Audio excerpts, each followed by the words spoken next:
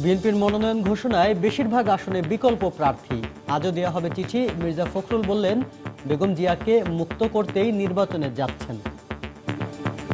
আমরা একটা আন্দোলন সৃষ্টি করে দেশনেত্রী বেগম খালেদা জিয়াকে আমরা মুক্ত করতে চাই, জনগণের অধিকারকে প্রতিষ্ঠা করতে চাই। আপিল শুনানিতে সাজা স্থগিতের সুযোগ নেই পর্যবেক্ষণ হাইকোর্টের। বেগম জিয়ার নির্বাচনে অংশগ্রহণ আবারও অনিশ্চিত বলছে রাষ্ট্রপক্ষ।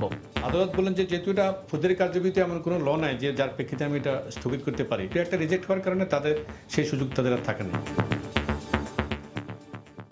দেখছিলেন প্রধান শিরোনাম।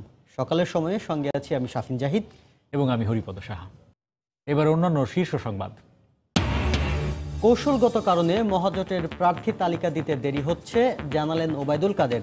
ইসিকে হুমকি দিয়ে সুবিধা নেওয়ার চেষ্টা করছে বিএনপি, বলছেন নেতারা। জাতীয় পার্টির প্রার্থী তালিকা প্রকাশে আরও সময় লাগবে। মহাসচিবের এ ঘোষণার পর মনোনয়নের চিঠি দেয়া শুরু। প্রথম দিনে 190 আসনের প্রার্থী ঘোষণা। পরীক্ষামূলক ইভিএমের 6 আসনে ভোটার 21 লাখের বেশি। নির্বাচনে অংশ নিতে হলে পদত্যাগ করতে হবে স্থানীয় সরকার প্রতিনিধিদের। কুমিল্লায় সাবেক ছাত্রলীগ নেতাকে গুলি করে হত্যা, জানা যায়নি কারণ। অপরাধী ধরতে মাঠে পুলিশ। এবং কক্সবাজারের মহেশখালী পর্যন্ত বিস্তৃত হচ্ছে চট্টগ্রাম বন্দরের সীমানা। 31 বর্গ কিলোমিটার থেকে বাড়িয়ে 315 করার সিদ্ধান্ত।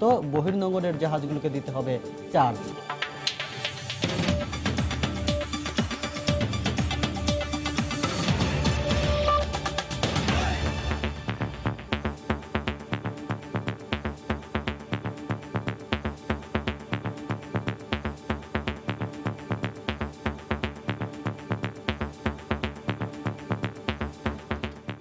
দলীয় চেয়ারপারসন বেগম বগুড়া 6 ও 7 আসনে দলীয় চেয়ারপারসন বেগম খালেদা জিয়াকে মনোনয়ন দেওয়ার মধ্য দিয়ে মনোনয়নের চিঠি হস্তান্তর শুরু করেছে বিএনপি।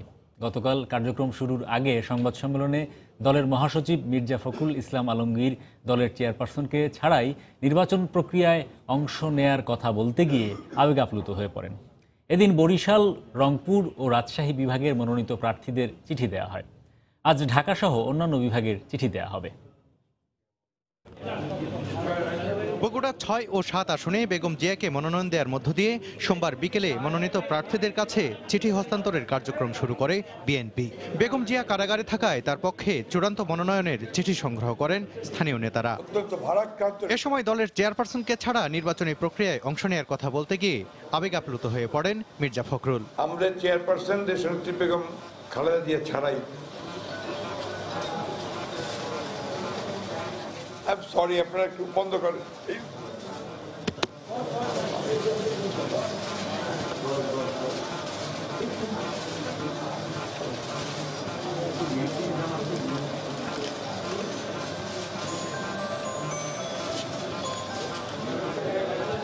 নিজেকে সামলে নিয়ে তিনি বলেন, আন্দোলনের মাধ্যমে বেগম জিয়াকে মুক্ত করতেই নির্বাচনে যাচ্ছে বিএনপি। নিরপেক্ষতার কোনো অবকাশই নেই। প্রশ্ন উঠবে যে তারপরেও আমরা নির্বাচনে যাচ্ছি কেন? এই নির্বাচনে যাচ্ছি শুধুমাত্র একটি কারণে, যে নির্বাচনের মধ্য দিয়ে আমরা একটা আন্দোলন সৃষ্টি করে দেশনেত্রী বেগম খালেদা জিয়াকে আমরা মুক্ত করতে চাই, জনগণের অধিকারকে প্রতিষ্ঠা করতে চাই। এদিকে মনোনয়নের চিঠি হস্তান্তরের কার্যক্রম বিকেল থেকে শুরু হলেও সকাল থেকেই বিএনপি চেয়ারপারসনের গুলশান কার্যালয়ের সামনে ভিড় জমান দলীয় নেতাকর্মীরা।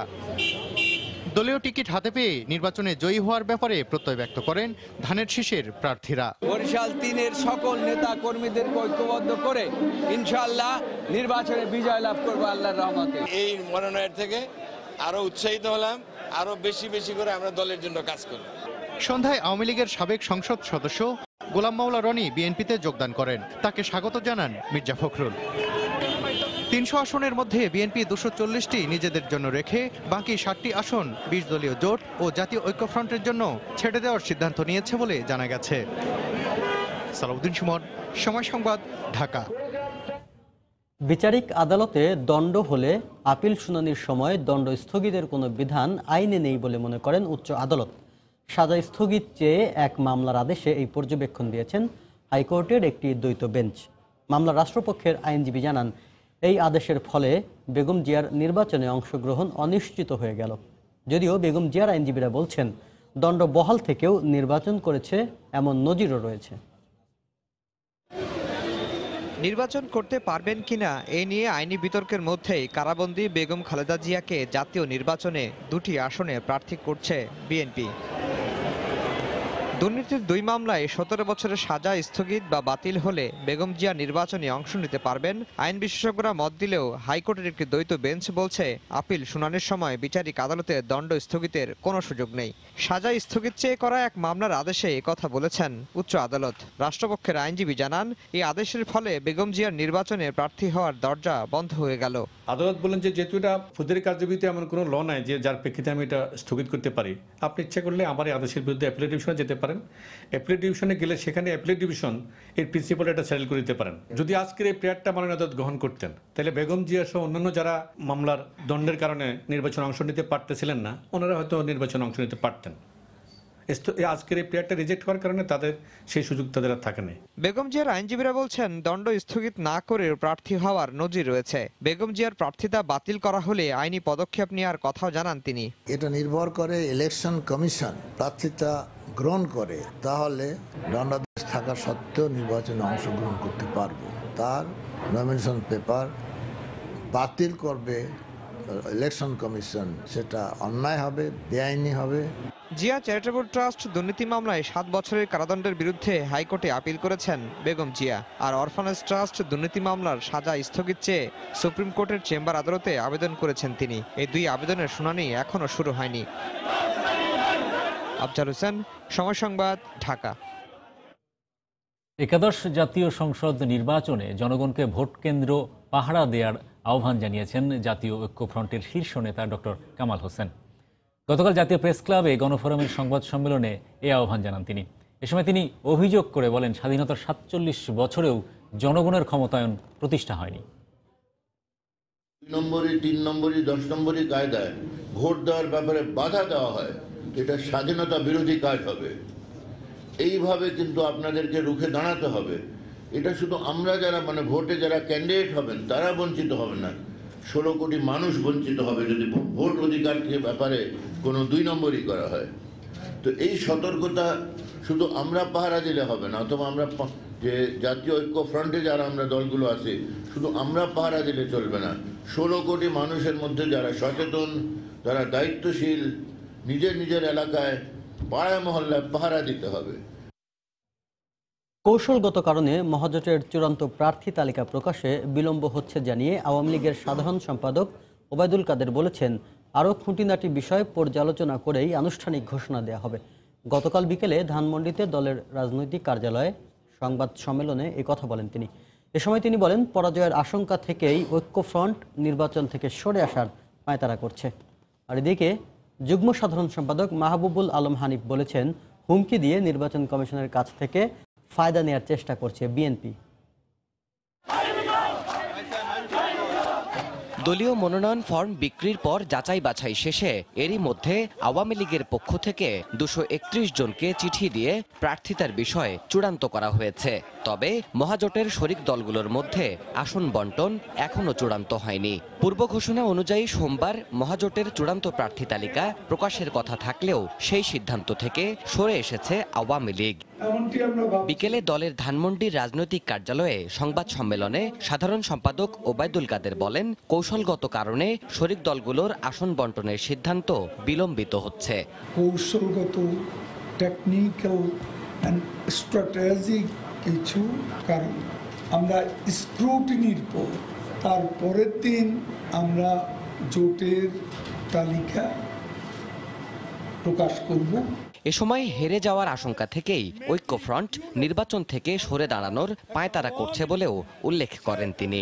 নির্বাচন বানচালের চক্রান্ত করছে। কামাল হোসেন সাহেব সিসি পরিবর্তন 1 মাস পরে নির্বাচন, এর মধ্যে সিসি পরিবর্তন যারা চায় তারা নির্বাচনে অংশ নিতে চায় এটা বিশ্বাস করতে কষ্ট হয়। এই মহানগর এদিকে সকালে ঢাকা মহানগর দক্ষিণ আওয়ামী লীগ আয়োজিত বর্ধিত সভায় যুগ্ম সাধারণ সম্পাদক মাহবুবুল আলম হানিফ অভিযোগ করেন, হুমকি দিয়ে নির্বাচন কমিশনের কাছ থেকে ফায়দা নেয়ার চেষ্টা করছে বিএনপি।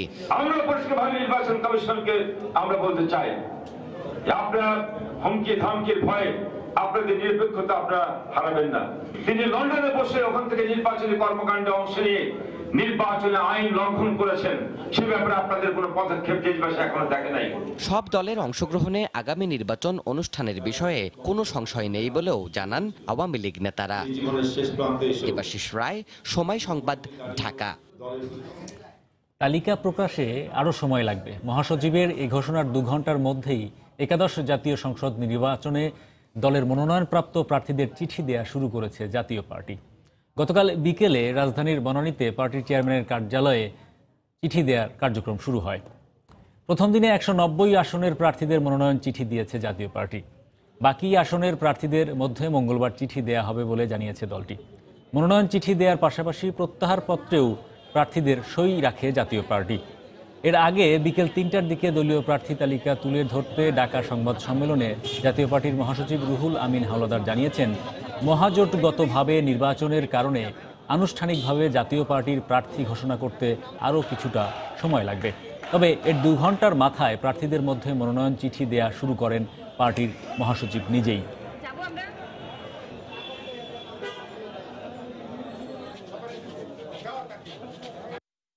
মহাজোটের মাধ্যমে আগামীতে নির্বাচন হবে, আমরা ইনশাল্লাহ নির্বাচিত হব এবং মহাজোট ক্ষমতায় যাবে, এটাই আমরা আশা করি। চেয়ারম্যান সাহেব যদি বলে নিশ্চয়ই যেভাবে বলবে আমরা সেভাবেই কাজ করব, প্রত্যাহার করতে হলে প্রত্যাহার করব। ইনশাল্লাহ আপনাদের দোয়া জিতবো।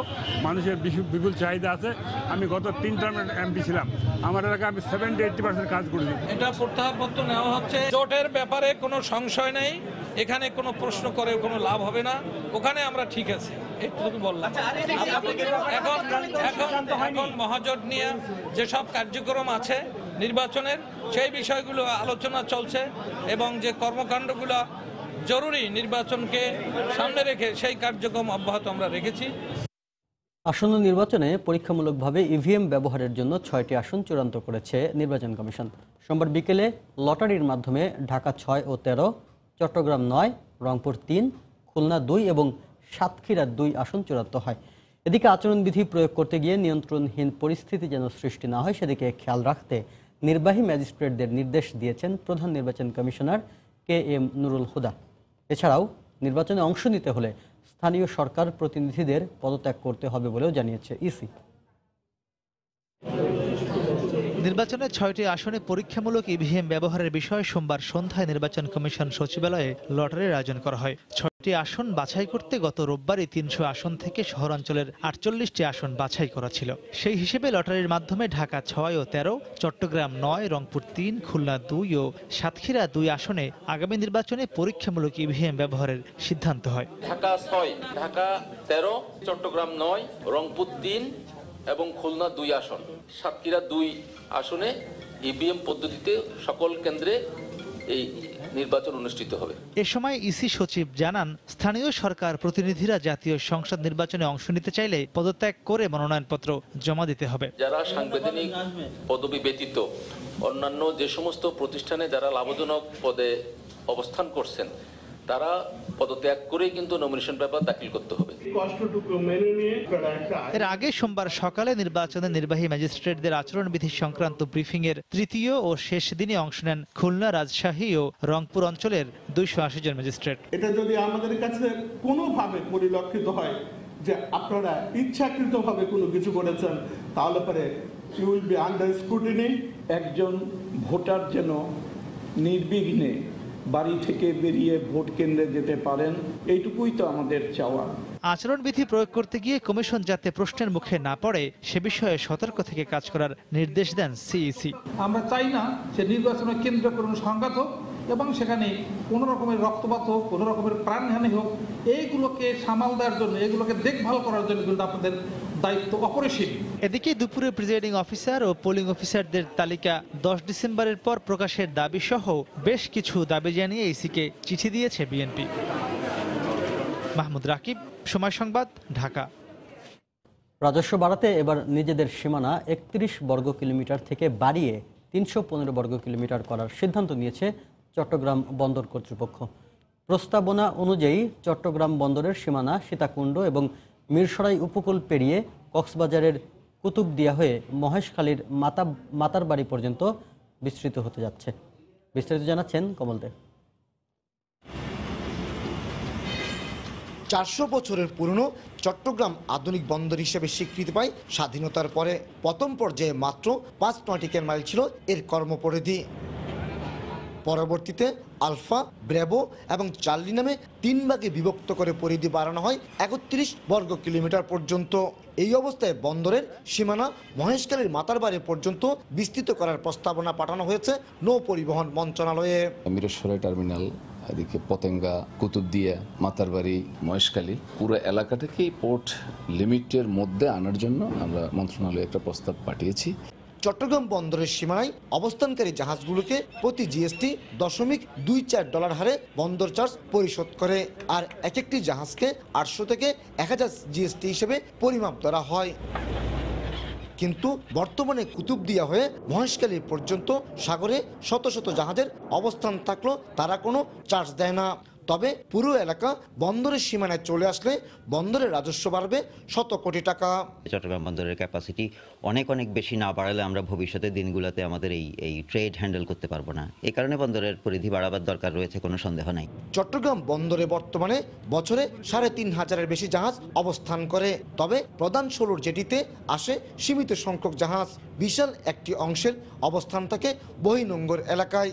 এই অবস্থায় রাজস্ব বাড়ানোর পাশাপাশি জাহাজগুলোতে মনিটরিং বাড়ানোর তাগিদ এই শিপিং এজেন্টের। যতগুলো জাহাজ বন্দরের ভিতরে ঢুকে তার 3 গুণ জাহাজ কিন্তু বন্দরের বাইরে আউটারে থাকে, আউটারে খালাস করে চলে যায়। তো সেগুলোর নিরাপত্তা নিশ্চিত করা অত্যন্ত প্রয়োজন। বন্দরের প্রস্তাবনা অনুযায়ী সীমান্তের শেষ প্রান্তে মহেশখালীর মাতারবাড়ি এলাকায় বিদ্যুৎ কেন্দ্র নির্মাণের পাশাপাশি স্থাপন করা হয়েছে এলএনজি স্টেশন। সে সাথে চলছে বন্দর নির্মাণের কাজও। কমল দে, সময় সংবাদ, চট্টগ্রাম।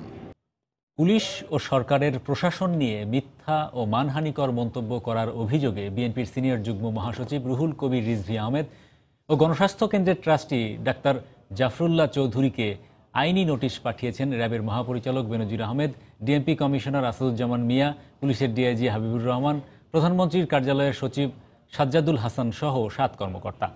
এক নোটিশে তাদের বিরুদ্ধে অভিযোগ এনে বলা হয়, গত 24 নভেম্বর নয়াপল্টনে বিএনপির কার্যালয়ে রুহুল কবির রিজভী সংবাদ সম্মেলন করে বলেন, গত 20 নভেম্বর রাতে ঢাকা অফিসার্স ক্লাবের 4 তলায় এক গোপন বৈঠক করেন প্রধানমন্ত্রীর সচিব সাজ্জাদুল হাসান, নির্বাচন কমিশন সচিব হেলাল উদ্দিন আহমদ সহ সরকারের বেশ কয়েকজন কর্মকর্তা। অন্যদিকে জাতীয় প্রেস ক্লাবে সংবাদ সম্মেলনে এদের বিরুদ্ধে নির্বাচন ও সমসাময়িক রাজনৈতিক বিষয় নিয়েও বিভিন্ন মন্তব্য করে ডাক্তার জাফরুল্লাহ চৌধুরী বলেছেন, সরকারের এজেন্ডা বাস্তবায়নে কাজ করছে সরকারি কর্মকর্তা ও পুলিশ। এসব মন্তব্যকে অসত্য, ভিত্তিহীন আর মানহানিকর বলে নোটিশ পাওয়ার 15 দিনের মধ্যে জবাব দিতে বলা হয়েছে।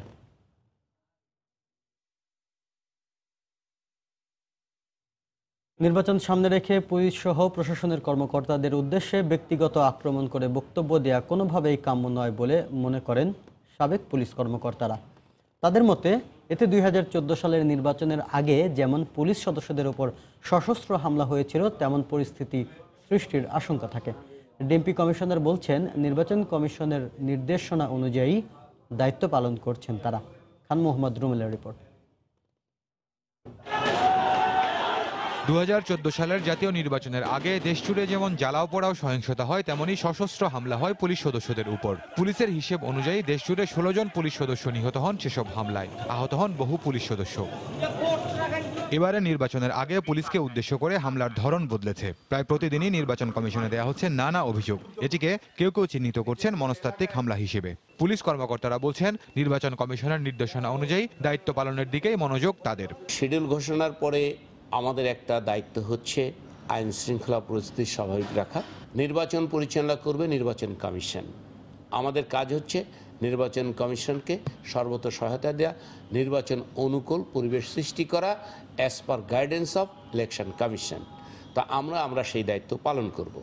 সাবেক পুলিশ কর্মকর্তাদের মতে পুলিশের মনোবল ভেঙে দেওয়ার উদ্দেশ্যে এসব বক্তব্য দেওয়া হচ্ছে। সুষ্ঠু নির্বাচনের জন্য এটি শুভ লক্ষণ নয় বলেও মনে করেন তারা। আর সাবেক আমলারা বলছেন নির্বাচনের আগে যেন কোনো বিতর্ক সৃষ্টি না হয় তেমন ভাবেই কাজ করা উচিত সব সরকারি কর্মকর্তার। ব্যক্তিগত আক্রমণ করে বক্তব্য দেওয়া হয় এটা মোটেই ঠিক না, কেন প্রশাসন বা পুলিশে যারা কাজ করেন তারা রাষ্ট্রের জন্য কাজ করেন, সুতরাং তাদেরকে ব্যক্তিগত আক্রমণ করার কোনো সুযোগ নেই। 2013-2014 ইলেকশন আগে, তারপর 2015 আপনার তাণ্ডব দেখেছেন আন্দোলনের নামে বিএনপি জামাতের করেছে। এখন তারা যে নতুন কৌশল নিয়েছে পুলিশের মনোবল ভেঙে দেওয়ার জন্য পুলিশের নানা রকম প্রচার করা হইতেছে, অভিযোগ করা হইতেছে, মিথ্যা প্রচার করা হইতেছে, এটা আমি মনে করি এটা কোনো শুভ লক্ষণ না। নির্বাচন একটা বাংলাদেশের জন্য খুবই সেন্সিটিভ একটা কাজ, তো এই কাজের সাথে যারা জড়িত থাকবেন তাদের অবশ্যই নিরপেক্ষতা বজায় রাখতে হবে। তাদের আচার আচরণে কোনোভাবেই যেন কেউ আঙ্গুল তুলতে না পারে। থানা লেভেলে যদি কেউ কোনো অন্যায় করে, কোনো নির্দোষ ব্যক্তিকে গ্রেপ্তার করে, হয়রানি করে, জেলার পুলিশ সুপার আছে তার কাছে কমপ্লেন করুক, পুলিশ হেডকোয়ার্টার আছে তাদের কাছে বলুক সুনির্দিষ্টভাবে যে আমার এই লোকটা নির্দোষ, তাকে পুলিশ গ্রেপ্তার করছে, আপনার ব্যবস্থা নেন। তবে দুজনেই বলছেন দেশের সাধারণ মানুষ যেন উৎসবমুখর পরিবেশে ভোট দিতে পারেন সে পরিবেশ নিশ্চিত করতে প্রশাসনের পাশাপাশি রাজনৈতিক দলগুলোরও সমান আন্তরিকতা প্রয়োজন। সরকারও নেবে, নির্বাচন কমিশন নেবে। খান মোহাম্মদ রুমেল, সময় সংবাদ, ঢাকা। উত্তরের সীমান্ত ঘেঁষা জয়পুরহাট জেলার দুটি আসনেই বেশিরভাগ সময় বিএনপির দখলে ছিল। এবার দখল নিতে চায় বড় তিনটি দলই। জয়পুরহাট প্রতিনিধি শহীদুল ইসলাম সবুজের পাঠানো তথ্য ও চিত্র নিয়ে রিপোর্ট। 2014 সালে জয়পুরহাট 1 আসনে সংসদ সদস্য হিসেবে নির্বাচিত হন জেলা আওয়ামী লীগের সভাপতি অ্যাডভোকেট শামসুল আলম দুদু ও জয়পুরহাট 2 আসনে কেন্দ্রীয় আওয়ামী লীগের সাংগঠনিক সম্পাদক আবু সাইদ আল মাহমুদ স্বপন। তবে এবার নতুন অনেক প্রার্থী মাঠ চষে বেড়াচ্ছেন। মানুষের অংশগ্রহণ নিয়েই আমরা জয়পুরহাট 2কে দারিদ্র্যমুক্ত, বেকারত্বমুক্ত, উন্নত, সমৃদ্ধ জয়পুরহাট করতে চাই। শেখ হাসিনা যদি আমাকে মনোনয়ন দেয় তাহলে আমি এই জনপদের মানুষকে নিয়ে আমি একটি তীব্র প্রতিদ্বন্দ্বিতামূলক নির্বাচনের মধ্য দিয়ে এই দীর্ঘদিনের বিএনপির এই আসনকে পুনরুদ্ধার করতে পারব। স্বাধীনতার পর থেকে বেশিরভাগ সময় এ আসনে বিজয়ের মালা পড়েছে বিএনপি। 2014 নির্বাচনে অংশ না নিলেও আসন্ন নির্বাচনে আবারও ধানের শীষের জয় ছিনিয়ে আনতে বিএনপির একাধিক মনোনয়ন প্রত্যাশী মাঠে গণসংযোগ করছেন নিয়মিত। দেশনেত্রী বেগম খালেদা জিয়া, ওনাকে জেলে রেখে আমরা কোনো নির্বাচনের চিন্তা ভাবনা করছি না। আমার দৃঢ় বিশ্বাস আগামী নির্বাচনে দল আমাকে মনোনয়ন দিলে বিপুল ভোটের ব্যবধানে এই আসনটি আমি দেশনেত্রী বেগম খালেদা জিয়াকে উপহার দিতে পারবো ইনশাআল্লাহ। আর আগামী নির্বাচনে জয়পুরহাটের 2টি আসনেই জাতীয় পার্টির প্রার্থী প্রতিদ্বন্দ্বিতা করার প্রস্তুতি নিচ্ছে। মহাজোটের ক্যান্ডিডেট হিসেবে পার্টির চেয়ারম্যান আমাকে রাখবেন বলে আশ্বস্ত করেছেন। তৃণমূলের ছেলে হিসেবে এলাকার জনগণ আমাকে গ্রহণ করবে বলে আমি দৃঢ়ভাবে বিশ্বাস করি। জেলার 2টি আসনে মোট ভোটার 7,03,212 জন। সময় সংবাদ, জয়পুরহাট। আখাউড়া ও আগরতলা ডুয়েল গেজ রেলপথ নির্মাণ প্রকল্পের দৃশ্যমান কাজ শুরু হয়েছে। সংশ্লিষ্টরা বলছেন এই রেলপথটি নির্মাণ হলে যাত্রী সেবার পাশাপাশি ব্যবসা বাণিজ্যে উভয় দেশ লাভবান হবে। জুয়েলুর রহমানের ক্যামেরায় ব্রাহ্মণবাড়িয়া থেকে উজ্জ্বল চক্রবর্তীর রিপোর্ট। ভূমি অধিগ্রহণের জটিলতা কাটিয়ে আখাউড়া ও আগরতলা ডুয়েল গেজ রেলপথ নির্মাণ কাজ দৃশ্যমান হতে শুরু করেছে। ইতোমধ্যে ভারী যন্ত্রপাতির মাধ্যমে মাটি ভরাটের কাজ চলছে পুরোদমে। রেলযাত্রীরা বলছেন প্রতিবেশী দেশ ভারতের সাথে এতদিন সড়ক এবং আকাশপথে যোগাযোগ ছিল, তবে এবার রেলপথ সংযুক্ত হওয়ায় বেশ খুশি তারা। আমরা যারা রেল ভ্রমণ করি আমাদের জন্য এটা খুব একটা উপকার হবে আর কি। যাত্রী হিসাবে আমরা অত্যন্ত উৎফুল্ল যে আমরা সহজেই এই ভারত এবং বাংলাদেশে যাতায়াত করতে পারবো। ব্যবসা বাণিজ্যের জন্য ভালো হবে এবং দেশের জন্য উন্নয়ন হবে এবং দুই দেশের সম্পর্ক আর সুসম্পর্ক হবে। যাত্রীদের পাশাপাশি বাংলাদেশের এই ব্যবসায়ী নেতা জানান এই রেলপথ নির্মাণ হলে পূর্বাঞ্চলের প্রবেশদ্বার ব্রাহ্মণবাড়িয়ার সাথে ভারতের 7টি অঙ্গরাজ্যের ব্যবসা বাণিজ্যে ব্যাপক সুযোগ সুবিধা সৃষ্টি হবে। অচিরে আমরা এটা চালু করতে পারি তাহলে আমাদের ব্রাহ্মণবাড়িয়া সহ তথা আমাদের এই পূর্বাঞ্চলের সকল ব্যবসায়ীদের জন্য অনেক উপকার হবে। প্রকল্প পরিচালক জানান চলতি শুষ্ক মৌসুমেই অবকাঠামোগত নির্মাণ কাজ শেষ করা সম্ভব হবে। আমরা এই শুষ্ক মৌসুমে যদি পুরোপুরি কাজটা করতে পারি তাহলে আশা করি আমাদের মূল যে কাজ এমপ্লয়মেন্টের কাজ তার একটা সিংহভাগ অংশ আমরা শেষ করে ফেলতে পারবো। জেলা প্রশাসক জানান ডুয়েল গেজ রেলপথ নির্মাণ হলে দুদেশের মধ্যে বাণিজ্য যোগাযোগ ও যাত্রী পরিবহনে ইতিবাচক প্রভাব পড়বে। এটি হলে কিন্তু দুই দেশের মধ্যে বাণিজ্য যোগাযোগ, যাত্রী পরিবহন মিলিয়ে একটি ইতিবাচক প্রভাব পড়বে এবং এলাকাবাসী অত্যন্ত খুশি। এই প্রকল্পের কাজটি দ্রুত গতিতে চলার কারণে। বাংলাদেশ অংশের 10 কিলোমিটার রেলপথ নির্মাণে ব্যয় ধরা হয়েছে 477 কোটি 81 লাখ টাকা। ভারতীয় ঠিকাদার প্রতিষ্ঠান টেক্সমেকো কাজটি বাস্তবায়ন করছে। 2020 সালের জুন মাসে নির্মাণ কাজ শেষ হওয়ার কথা রয়েছে। সময় সংবাদ, ব্রাহ্মণবাড়িয়া। মাদারীপুরে জমি সংক্রান্ত বিরোধের জেরে দুই সহোদরকে কুপিয়ে হাত পায়ের রক কেটে দিয়েছে দুর্বৃত্তরা। গতকাল সন্ধ্যায় কালকিনি উপজেলায় এ ঘটনা ঘটে। স্বজনরা জানান, দীর্ঘদিন ধরে জমি নিয়ে চাচাতো ভাইয়ের সাথে হাকিম আলী সর্দার ও আশরাফ আলী সর্দারের বিরোধ চলছিল। সম্প্রতি এ নিয়ে দুপক্ষের মধ্যে মারামারির ঘটনা ঘটে। এরই জের ধরে গতকাল বাজার থেকে বাড়ি ফেরার পথে পূর্ব বনগ্রাম এলাকায় তাদের ওপর অতর্কিত হামলা চালায় দুর্বৃত্তরা। এ সময় হাকিম ও আশরাফকে এলোপাতাড়ি কুপিয়ে হাত পায়ের রক কেটে দেয় তারা। চিৎকার শুনে আশেপাশের মানুষ ছুটে এসে গুরুতর আহত অবস্থায় তাদের উদ্ধার করে উপজেলা স্বাস্থ্য কমপ্লেক্সে ভর্তি করে। পরে তাদের অবস্থার অবনতি হলে বরিশাল শেরেবাংলা মেডিকেলে পাঠান চিকিৎসক।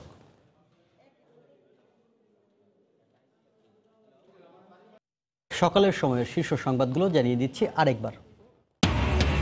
বিএনপির মনোনয়ন ঘোষণায় বেশিরভাগ আসনে বিকল্প প্রার্থী। আজ দেয়া হবে ঢাকা সহ বাকি বিভাগের চিঠি। মির্জা ফখরুল বললেন, বেগম জিয়াকে মুক্ত করতেই নির্বাচনে যাচ্ছেন। কৌশলগত কারণে মহাজোটের প্রার্থী তালিকা দিতে দেরি হচ্ছে জানালেন ওবায়দুল কাদের। ইসিকে হুমকি দিয়ে সুবিধা নেওয়ার চেষ্টা করছে বিএনপি, বলছেন নেতারা। জাতীয় পার্টির প্রার্থী তালিকা প্রকাশে আরও সময় লাগবে। মহাসচিবের এই ঘোষণার পর মনোনয়নের চিঠি দেয়া শুরু। প্রথম দিন 190 আসনের প্রার্থী ঘোষণা। পরীক্ষামূলক ইভিএমের 6 আসনে ভোটার 21 লাখের বেশি। নির্বাচনে অংশ নিতে হলে পদত্যাগ করতে হবে স্থানীয় সরকার প্রতিনিধিদের। এবং কক্সবাজারের মহেশখালী বিস্তৃত হচ্ছে চট্টগ্রাম বন্দরের সীমানা। 31 বর্গ কিলোমিটার থেকে বাড়িয়ে 315 করার সিদ্ধান্ত। বহির্নোঙরে জাহাজগুলোকে দিতে হবে চার্জ।